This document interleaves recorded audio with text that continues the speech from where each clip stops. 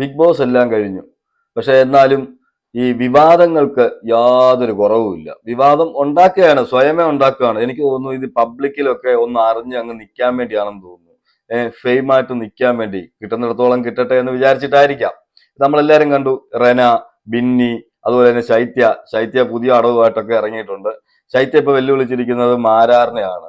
ശൈത്യക്ക് അറിയാം മാരാറിന്റെ കയ്യിൽ നിന്ന് ശരിക്ക് കിട്ടുമെന്നറിയാം. പക്ഷെ ശൈത്യ എന്തുകൊണ്ടാണ് അവിടെ വെല്ലുവിളിച്ചതെന്ന് ചോദിച്ചാൽ, ശൈത്യക്ക് മാരാറ് ശൈത്യയെ കുറിച്ച് പറയുമ്പോഴത്തേക്ക് ശൈത്യ ഒന്നും കൂടെ പ്രശസ്തിയിലേക്ക് പോകണല്ലോ. നെഗറ്റിവിറ്റി പ്രശസ്തിയാക്കിയ ആൾക്കാരെയൊക്കെ നമുക്കറിയാം. അതിൽ പ്രമുഖയാണ് രേണു സുധി, നമുക്ക് എടുത്തു പറയേണ്ട ഒരാളാണ്. അതുപോലെ ഇനി വല്ല പ്ലാനും ആണോ എന്ന് എനിക്ക് സംശയമുണ്ട് ശരിക്കും. അല്ലെങ്കിൽ അവിടെ മാരാറിനെ എടുത്തിടേണ്ട ഒരു ആവശ്യമില്ല. എന്തായാലും മാരാറിന്റെ കയ്യിൽ നിന്ന് ശരിക്ക് കിട്ടുമെന്നുള്ള കാര്യത്തിൽ യാതൊരു സംശയവും വേണ്ട. ഇതിൽ നമ്മൾ ചിന്തിക്കേണ്ട മറ്റൊരു കാര്യം എന്താണെന്ന് വെച്ചാൽ, ഈ ഇവിടെ മത്സരിക്കാൻ വന്നവരിൽ, ഈ ബിഗ് ബോസ് ഷോയിൽ, ബിഗ് ബോസ് സീസൺ 7 മത്സരിക്കാൻ വന്നവരിൽ ആണുങ്ങൾക്കൊന്നും യാതൊരു കുഴപ്പവുമില്ല. അവരൊന്നും അധികം പ്രതികരിക്കുന്ന പോലും ഇല്ല. ഒരു കാര്യത്തിലും അവർ ഇടപെടുന്നില്ല. അവർ ഗെയിം കഴിഞ്ഞു, അവർ അവരുടേതായ വഴിക്ക് പോയി. പക്ഷെ ലേഡീസിനെ ശ്രദ്ധിച്ചു കഴിഞ്ഞാൽ ഇവരിൽ കുറച്ചു പേർക്ക് മാത്രമാണ് ഈ പ്രശ്നം.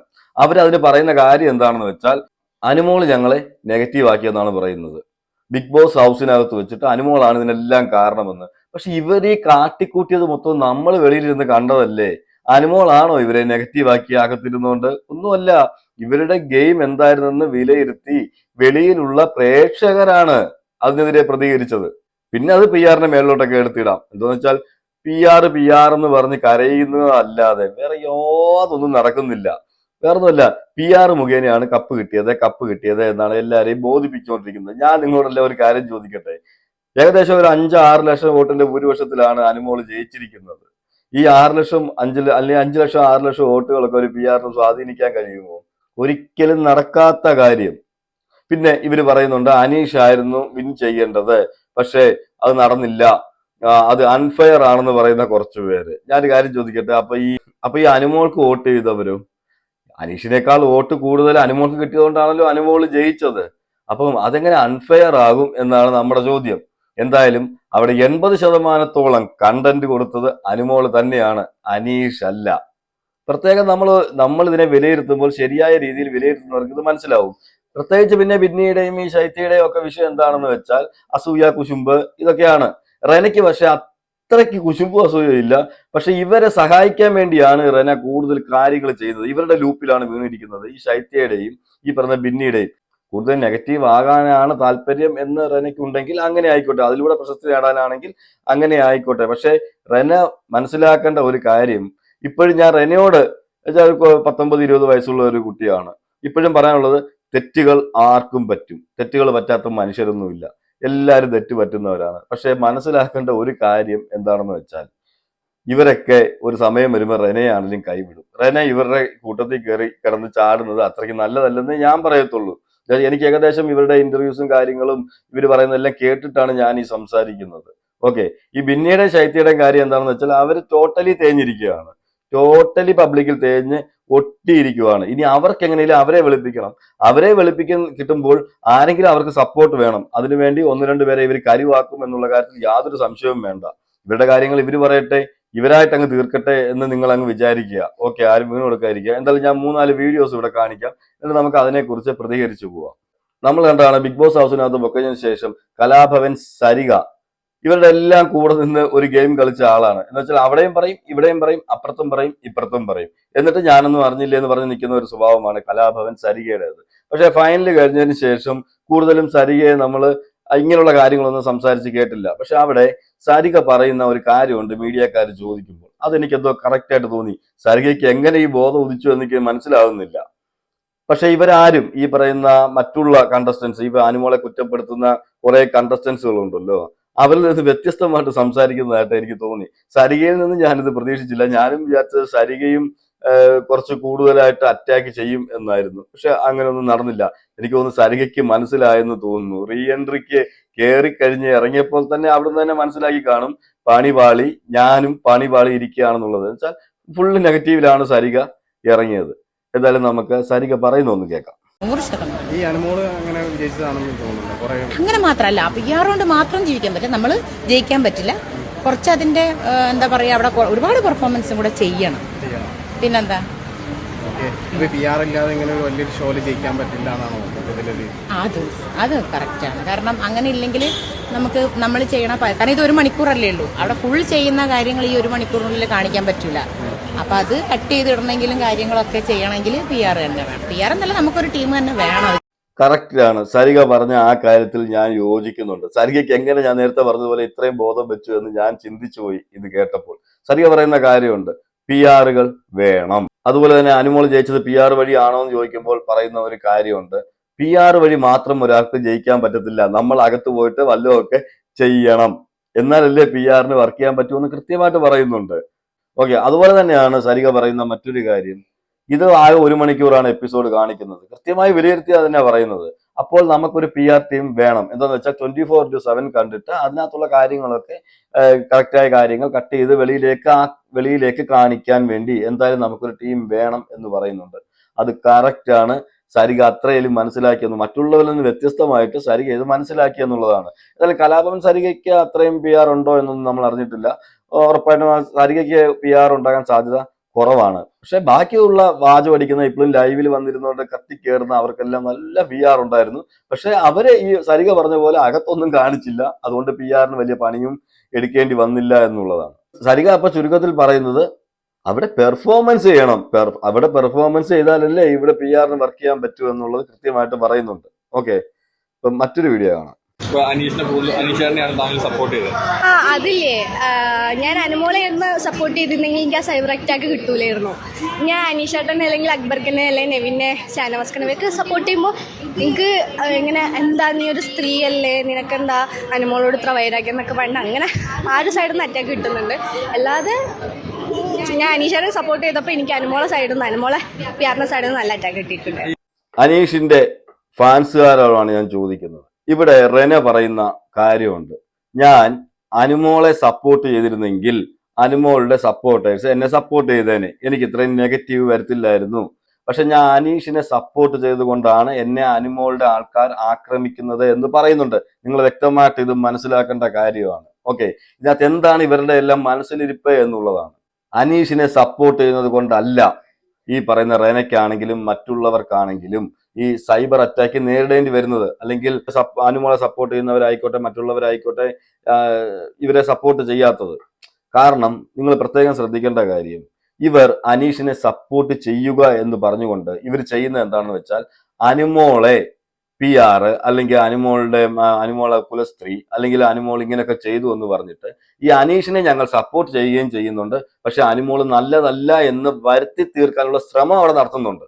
നിങ്ങൾ അതാണ് ശ്രദ്ധിക്കേണ്ടത്.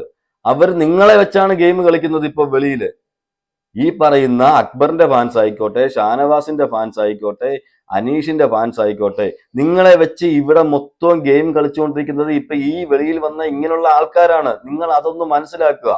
എന്താ വെച്ചാൽ അവര് പറയുന്നത് എന്താണ്, ഞങ്ങൾ അനീഷിനെ സപ്പോർട്ട് ചെയ്യുന്നതുകൊണ്ടാണ് അനുമോളുടെ ഫാൻസുകാർ ഞങ്ങളെ ആക്രമിക്കുന്നത്. ഒരിക്കലും അല്ല. ചിന്തിക്കാൻ കഴിവുള്ളവർ ചിന്തിച്ചു നോക്കുക. അനുമോളും അനീഷും, അപ്പം ഇവര് നോക്കുമ്പോൾ 2 ഫാൻ ബേസുകൾ എന്ന് വെച്ചാൽ ഏറ്റവും കൂടുതൽ ഫാൻസ് ഉള്ളത് ഇവർക്ക് 2 പേർക്കുമാണ്. ഈ ബിഗ് ബോസ് സീസൺ 7 ഏറ്റവും കൂടുതൽ ഫാൻസ് ഉള്ള 2 പേരാണ് ഇവര്. അതിൽ യാതൊരു തർക്കവും ഇല്ല.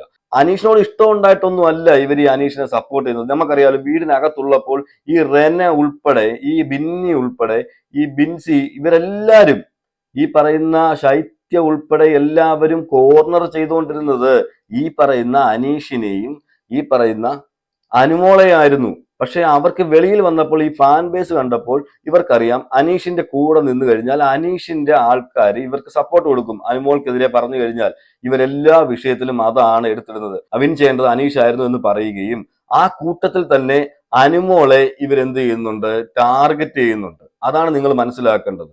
അതുകൊണ്ട് നിങ്ങൾ ഈ വലയിൽ വീഴാതിരിക്കുക. അവർ നിങ്ങളെ വെച്ചാണ് ഇപ്പോൾ വെളിയിൽ ഗെയിം കളിച്ചുകൊണ്ടിരിക്കുന്നത്. അനുമോൾക്കെതിരെ പറയുമ്പോൾ നിങ്ങളുടെ സപ്പോർട്ട് കിട്ടും.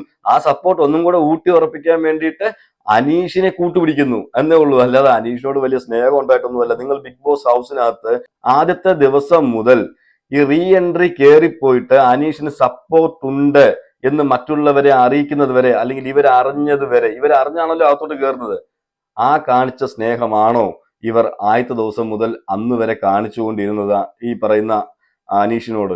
നിങ്ങൾ ചിന്തിക്കുക. അപ്പൊ നിങ്ങളെ വെച്ചാണ് ഇവർ ഗെയിം കളിക്കുന്നത്. ചിന്തിക്കുന്നവർക്ക് ഇത് മനസ്സിലാവും. പിന്നെ ഒന്നും തലയിൽ കയറാത്തവരോട് പറഞ്ഞിട്ട് കാര്യവുമില്ല.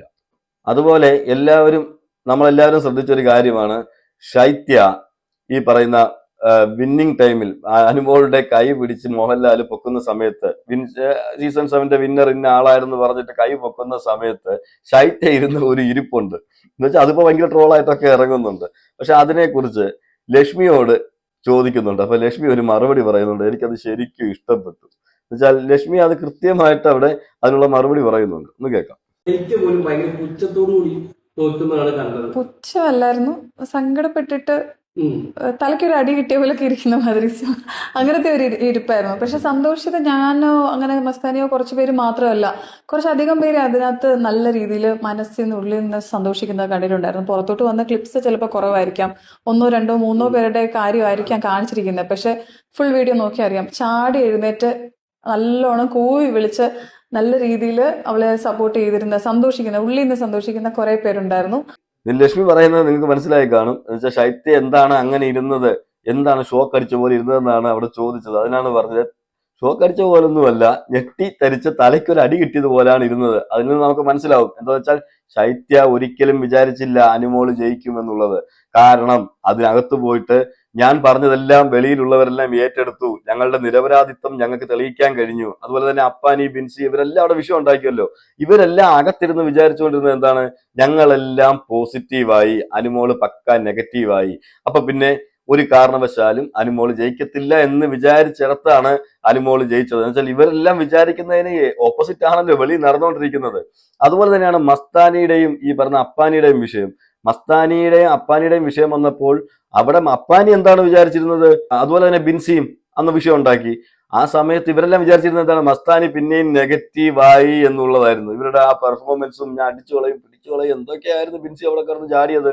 അപ്പൊ ഇവർക്ക് ഓവർ കോൺഫിഡൻസ് ആയിരുന്നു എന്താ മസ്താനി അവിടെ നെഗറ്റീവ് ആകും എന്നുള്ളത്. പക്ഷെ വെളി വന്നപ്പം ഓപ്പോസിറ്റ് ആണ് നടന്നത്. അതാണ് ഇവർക്ക് ഇപ്പോഴും മനസ്സിലാകാത്തത്. ഇവർ ഈ ബിഗ് ബോസ് ഹൗസിനകത്ത് ഈ ടീം മൊത്തവും അതിനകത്ത് കളിച്ചപ്പം അവരകത്ത് വിചാരിച്ചുകൊണ്ടിരുന്നത് എന്താണ്, ഞങ്ങളാണ് പോസിറ്റീവ്, ഞങ്ങളാണ് കറക്റ്റ്, ഞങ്ങൾ പറയുന്നതെല്ലാം ജനങ്ങൾ ഏറ്റെടുത്തിരിക്കുകയാണെന്ന് വിചാരിച്ചിടത്ത് എല്ലാം വെളിയിൽ ഓപ്പോസിറ്റ് അല്ലേ നടന്നത്. ഇവർ വിചാരിച്ചതിന് ഓപ്പോസിറ്റ് ആണ് വെളിയിൽ നടന്നത്.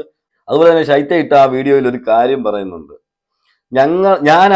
ഞാനാണല്ലോ കപ്പ് വാങ്ങിച്ചു കൊടുത്തത്, അല്ലെങ്കിൽ ഈ റീ എൻട്രി ആയിട്ട് പോയവരാണല്ലോ കുറച്ചു പേര്, അവരാണല്ലോ അനുമോൾക്ക് കപ്പ് വാങ്ങിച്ചു കൊടുത്തതെന്നുള്ളത്. ഒരിക്കലും അല്ല. അനുമോളും അനീഷും ഒരു മത്സരം അവിടെ ഉണ്ടായിരുന്നെന്ന് പറഞ്ഞാലും അനുമോൾക്ക് കുറച്ചുകൂടെ ആധിപത്യം കൂടുതലായിരുന്നു. ആ സമയത്ത് ഒരു ഉന്തിന്റെ കൂടെ ഒരു തള്ളെന്നുള്ള രീതിയിലാണ് ഇവരവിടെ കയറിപ്പോകുന്നത്.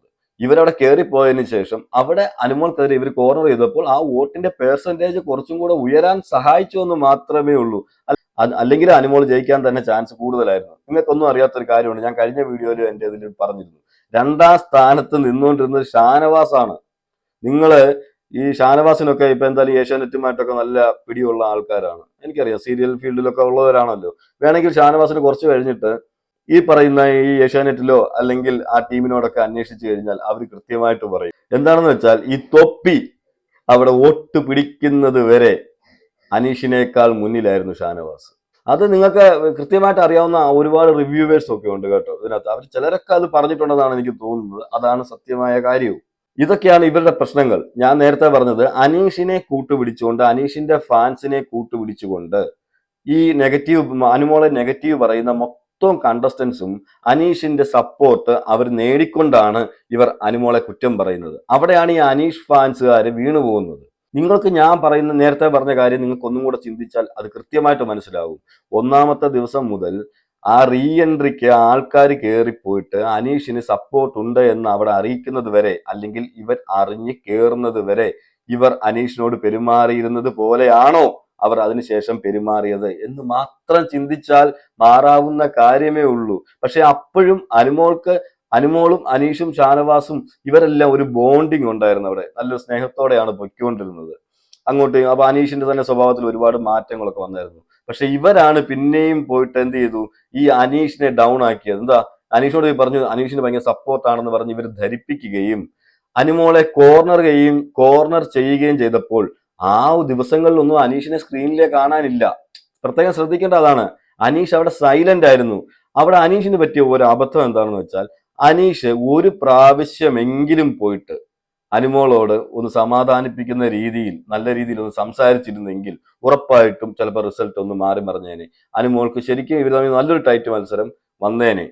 പക്ഷെ അവിടെയും എന്താണ് സംഭവിച്ചത്? അനീഷ് വിചാരിച്ച എന്താണ്, ഞാൻ സേഫ് ആണ്, എന്തിന് ഞാൻ പിന്നെ ഇവരെ പിണക്കണം എന്നുള്ള രീതിയിൽ അവിടെ ചിന്തിച്ചത് കൊണ്ട് മാത്രമാണ് അവിടെ അനീഷിന് വോട്ട് ഇത്രയും കുറഞ്ഞത് എന്നാണ് എനിക്ക് തോന്നുന്നത് കേട്ടോ. ഞാൻ എൻ്റെ അഭിപ്രായം പറഞ്ഞതാണ്. അപ്പൊ എന്തായാലും ഇനി മാരാറ് ശൈത്യക്ക് കൊടുക്കുന്ന മറുപടിക്കാണ് നമ്മൾ എല്ലാവരും വെയിറ്റ് ചെയ്യുന്നത്. എന്തായാലും നല്ല ഇടത്താണ് പോയി കയറി പിടിച്ചിരിക്കുന്നത്. മിക്കവാറും ഇതോടുകൂടി ഭിത്തിയിൽ അടിച്ചൊട്ടിക്കുമെന്നാണ് എനിക്ക് തോന്നുന്നത്. മാരാറിന്റെ കയ്യിലൊക്കെ കിട്ടിക്കഴിഞ്ഞാൽ അറിയാമല്ലോ, മാരാർ അത് അതിൻ്റെതായ രീതിയിൽ തന്നെ അതിനുള്ള മറുപടി കൊടുക്കും.